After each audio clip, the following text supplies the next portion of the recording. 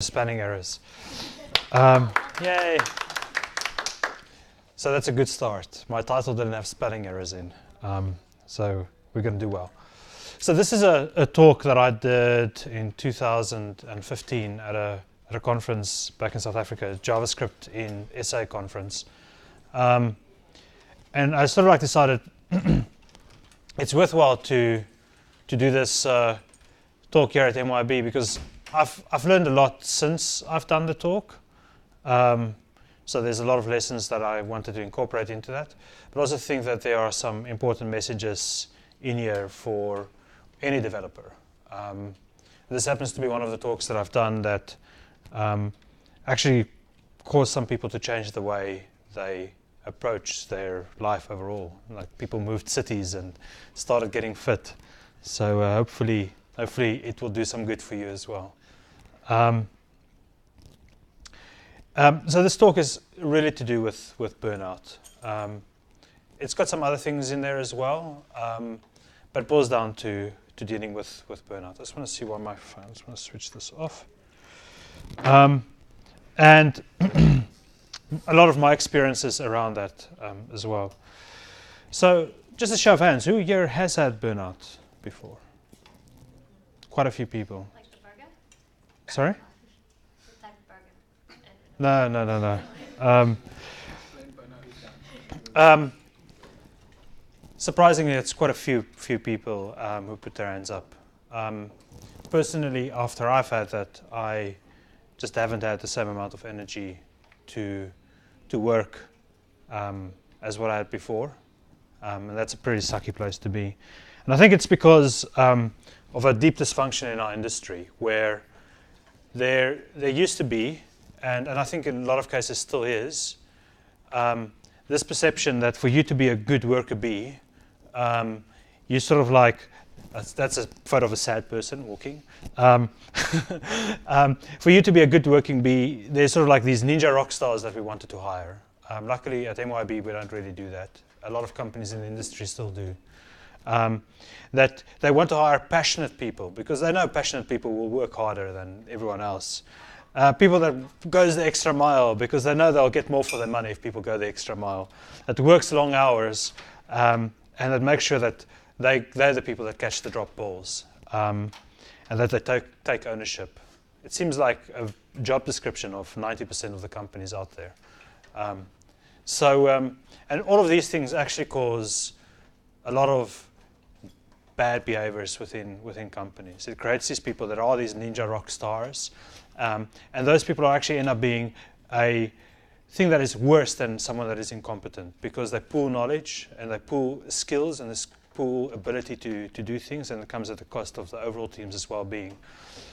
But the thing that happens to those people is they also get into a space where they burn out eventually. And that's really what I want to talk about today.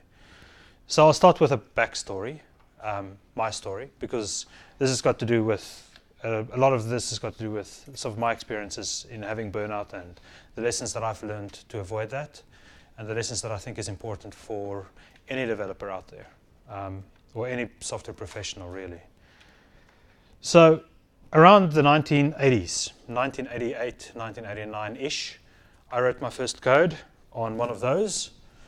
And I put hello world into a message box. Not really, I think it was just random words because I didn't really know how to spell yet. And I made it run and I realized, ooh, this computer stuff is pretty cool. And long story short, I ended up not doing very well in school for a variety of reasons, but one of that was because I was wearing all the things. That is me. Yay! And I didn't nearly finish school because I was maintaining this MP3 site, marshmetalmp3s.com. It was really cool. I am proud that one of the pirates for putting South African music online out there for all of you to consume. And woohoo! And in 1997, I wrote my first JavaScript as well. Still have that code. So I think some of you may recognize that is how you used to cache images back then. So if you're that old and you're smiling now, yep, we should probably hang out. And after that, I got my first job. And after a year of doing my first job, I was one of those good worker bees. I was fortunate enough to work in Switzerland for a while, which was pretty cool. Implemented a search engine and a chat server there. One of the interesting things was we had built the search engine, and I realized that the design was wrong a week before I was supposed to come back after 5 months of development, and basically rewrote the search engine in a week without sleeping. Maybe not the best type of dynamic you want in a working environment. And also learned that with that whole thing was I came back from Switzerland to the company I was still working for, and we all got retrenched. So I guess the first lesson here is that job security is a lie. Whether you're a contractor or you're running a startup or you're working for a big company, job security is a lie. So don't even ever think there is no such a thing as job security. There may be such a thing as stability, but not security. So after that, I did my first project, South African National Treasury, which was pretty cool. I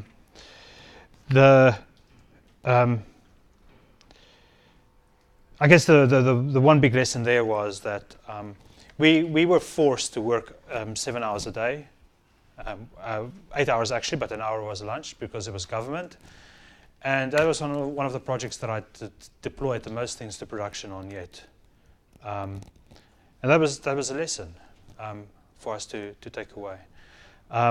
But some of those dysfunctions were still there of people working alone, people being rock stars, people being ninjas, people that sort of like underlying dysfunctions were still in that environment. Worked at the national elections in 2004. And what's really interesting there was that there's a fixed deadline. The elections happens on this date. I think it was like 8th March.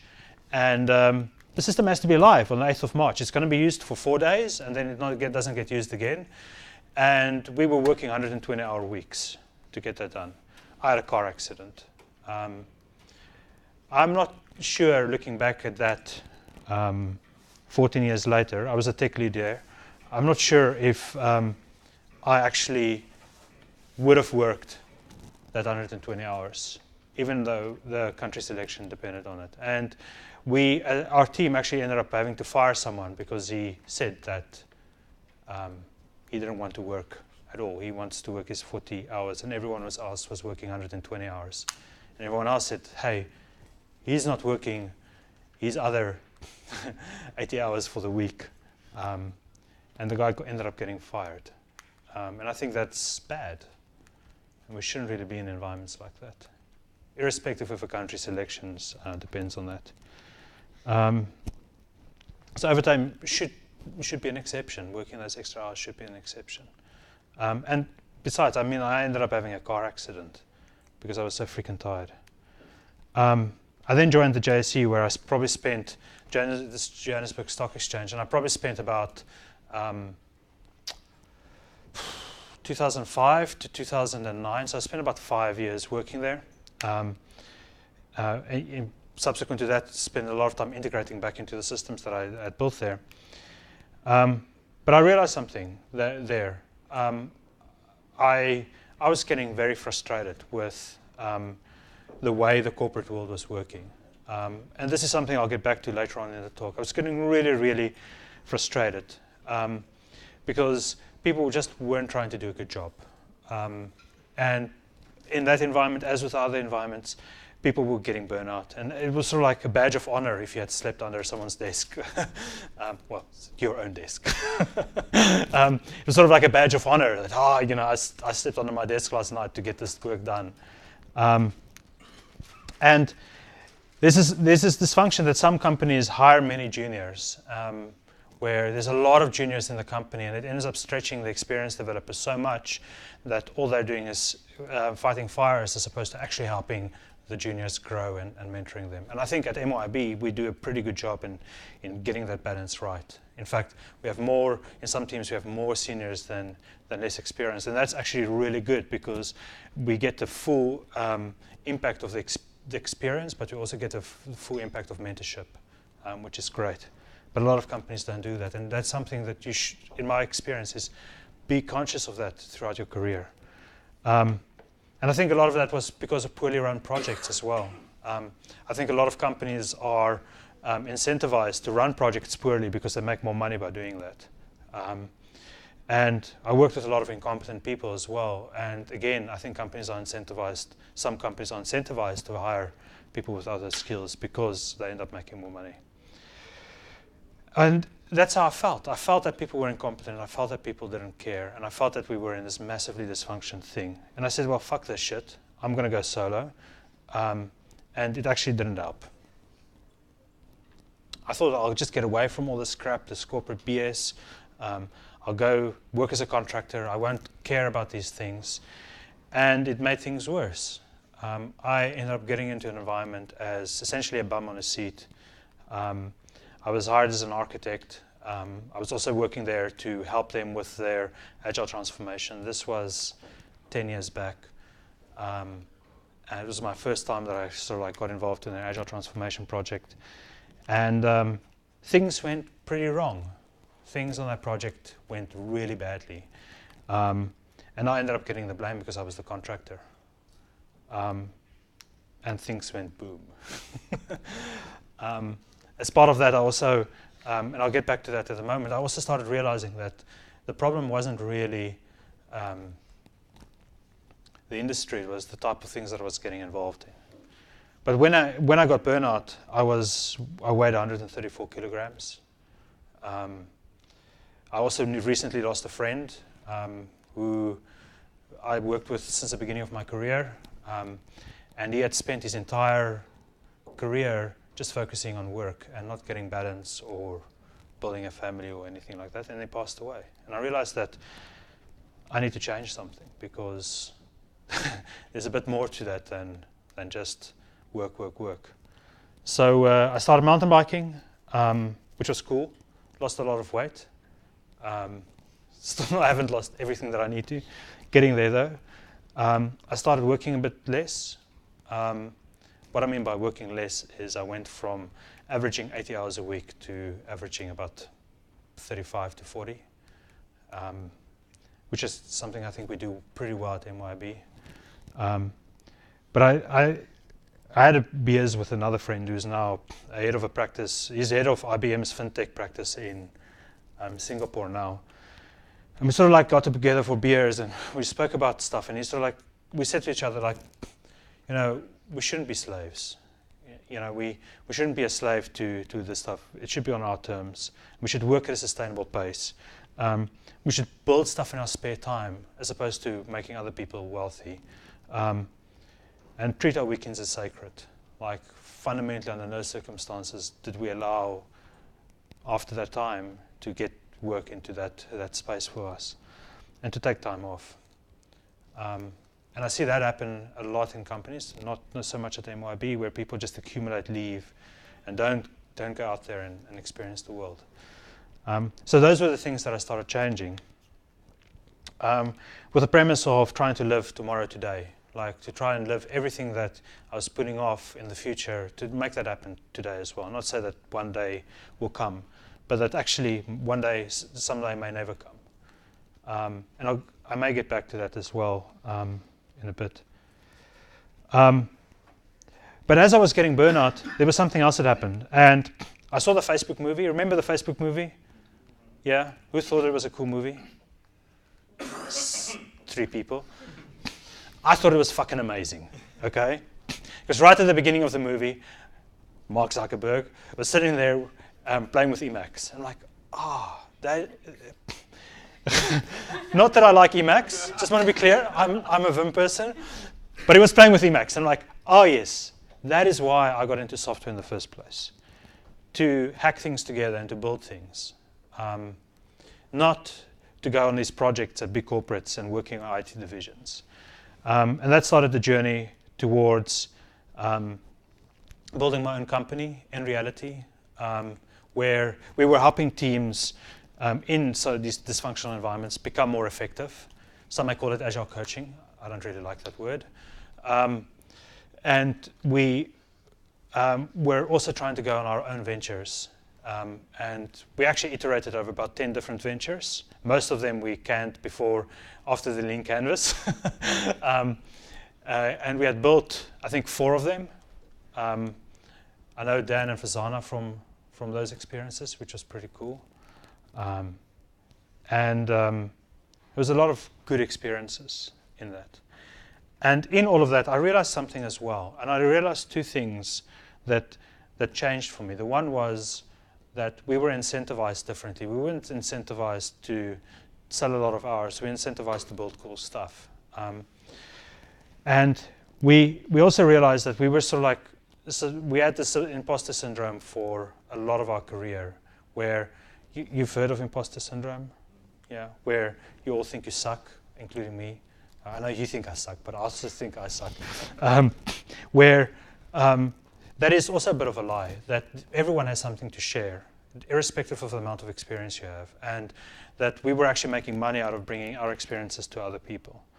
And the other thing that we realized was that a lot of software professionals has this idea that the more skilled you are, the more money you make. But if you look at the people that make the most money in our industry, it's not the most skilled people. So decouple that idea. Decouple that your worth is coupled to your ability, and seek out places and seek out opportunities throughout your entire career where you look at that as 2 distinctly separate things. Because going back to the imposter syndrome, it is the real imposters that end up making a lot of the money because they don't know what they don't know. Okay, so just keep that in mind. And look for organizations where there are actually drivers for creating great teams. And the thing that I learned when we were coaching was that those drivers were typically companies that create software, like MYB. And I was coaching a lot of companies, and I thought, hey, I actually want to go and work in a company to be on that journey with them, get out of IT completely, get out of consulting, and really not try and get my product off the ground, but go and work in a company where I can get a lot of those experiences. And that's what led me to MYB. And that's now the new part of my talk. And that's what led me to MYB, and now I got here because I started looking beyond South Africa's borders for big product companies where there's a role where you can help teams on that journey, but there's also a good work-life balance. So I ended up moving to Auckland. Yay, it's a pretty photo of Auckland. It's the prettiest photo I could find. That's close to work as well. So I joined MYB, and it was all amazing for about a year. And then a lot of the uncertainty and angst that I had previously started resurfacing. It was different, but it was a very familiar feeling. I was like, okay, I've gone on this journey for almost 10 years where I've been making changes to get somewhere. And hey, why is this stuff coming back now? And I saw something on Twitter that DHH posted. For those of you who don't know who DHH is, David Heinemeier Hansen, he's the creator of Ruby on Rails, but he also runs a company called Basecamp. They used to be called 37 Signals. And over and above him, they used to speak a lot about Ruby, but he spends all his time speaking about creating healthy working environments now. And I found out that he's into this thing called Stoicism, and I started reading about Stoicism. And it was interesting because I started realizing that a lot of the things that I was struggling with in my career and a lot of the improvements that I've made in the way that I was living had to do with Zen and Stoic philosophy. And the biggest thing for me that struck me was that when that friend of mine passed away, I realized, but tomorrow may never come. And I started changing the way that I lived, like today is your last day, you know. And that was one thing that helped me find a lot of balance and a lot of happiness in life. But I realized that I was still really not feeling great where I was. It was sort of like last year, January. And the first thing that I realized was that after reading the stuff from DHH, I realized that the things that were upsetting me didn't have emotion. There was things that were happening that I imposed an emotion on that, right? So it was my judgment about things that was happening that was making me feel uncertain. And the big thing was, some of you may remember, but John Sullivan was leaving, and I really liked working with him. And it was part of why I came here. It's like, I'm going to work with this guy. He's going to learn so much. Like, move countries, my entire support system is gone. In this new country, don't have a support system, can't go and have a beer with a friend about things that's going on at work. And now I'm dealing with this guy moving on. I'm like, oh, fuck. And that was hard. That was really hard. But I realized that it's also the way I've been thinking about things that helped me. And I also realized that I have the power over my mind. Like, I have the power about how I perceive the world and how I react to the world around me. Which helped.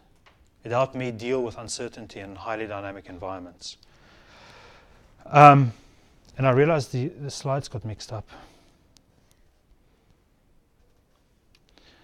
So, given that the stuff trolled me, the burnout trolled me, I reflected on these things, but I also realized that, hey, but this is actually, looking back at my career, a lot of my frustrations in corporate environments, a lot of the things that made me unhappy was not the things that were happening. It was the way I was perceiving those things that was happening, and the way that I looked at those things, those long hours and those incompetent people and those bad projects. Most of that was just my judgment of those things. And then I also made a realization, and I realized, well, in a way, that's what Agile software development also tries to achieve. It sort of like says, hey, there are these things that are happening, that some of these things we can do something about and some of the things we can't. So all we can do with the things that we can't do something about is we can change the way we perceive them. And the things that we can change, well, we need to go and fucking change them. And that, for me, helped me find a lot of peace over the last sort of like while. And that's why I thought this part of this additional stuff in this talk is really important. And the other thing, and I'm adding this at the end, but when I started my company, I hired one of my mentors. He was the guy that taught me programming when I just started working 20 years ago. I thought, obviously I still looked at him like, wow, he's going to teach me all of these amazing things. And he did teach me one thing. I superseded him as a developer, but as a philosopher, he taught me one thing, and that is that change in people only comes from the inside. No human being on earth can be changed. So, and that's also helped me over the years, since he told me that in 2009, helped me understand how to bring change and improve places, and that is to recognize that that change comes from within. Now, some of the other things that it has helped me was that I went and wrote down my values, the things that I value personally in my life. And some of the other things that helped me was focus as well. And it's to say that I personally, in my career, have a goal that I'm working towards. And that anything else that happens at work that I think, oh, shiny thing, I want to get involved in that. Another shiny thing, I want to get involved in that. It's to say that those things aren't important because I'm working towards something greater. But the key thing for me as what I've learned was, in this journey, was the first step was towards finding balance and realizing that I have to live tomorrow today. And that I decided how I responded to the world. And that brings me to the art of computer programming. So I did say that somewhere in the slide deck. And that is that Paul Graham, Y Combinator, in a paper, Hackers and Paters, says, with the rise of industrialization, there are fewer and fewer craftsmen. And one of the, I should have said craftspeople, but one of the biggest remaining groups is computer programmers. It's us. So what is powerful here is that we're actually in the driving seat of our careers. We are the people that have the opportunity to bring the biggest influence to the world at the moment, given the way the world is. And if you look at the Stack Overflow Developer Survey, we're doubling in headcount as an industry every 5 years. And more jobs are becoming computerized. So out of 700 jobs listed in the study, they found that 25% had a 90% probability to be replaced in 5 years' time. And they found that another 50% had a 66% probability. So it's not like our skills are irrelevant. It's not like we don't have a future. We are in the driving seat with our careers. And it's how we perceive the world that's really going to make us more effective. And it's also about finding that balance. So keep in mind that passion is important. Being a passionate developer, being a passionate software engineer in general, that is something that's critically important. But don't let it run wild.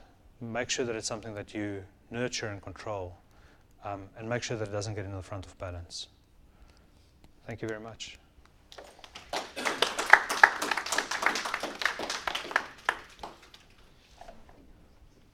Cool. Any questions? Yeah, that website that you made about metal music, was it like, did it have a lot of hits? So no, it's not live anymore. I wouldn't mind finding the person that I was doing it with because he was in Germany. What made it popular is I was doing site reviews. So all the really popular sites, so everyone was coming to us. Like if I knew about Lean Startup and stuff, we probably have pivoted to being a catalog for other MP3 sites. Because everyone was coming to us to read the site reviews of other sites and get a directory for other sites. Yeah. Anyway, cool. Any other questions? Thanks, Martin. Yeah, thanks for giving us the talk. Sorry, and your Cool. words of wisdom. It's just experiences. Yeah. I will ask my questions later. I haven't just formulated them. I need to think over. Okay. I'll ask them later. Cool. Thanks. If you don't want to call a friend to have a beer, you can We're on tag team.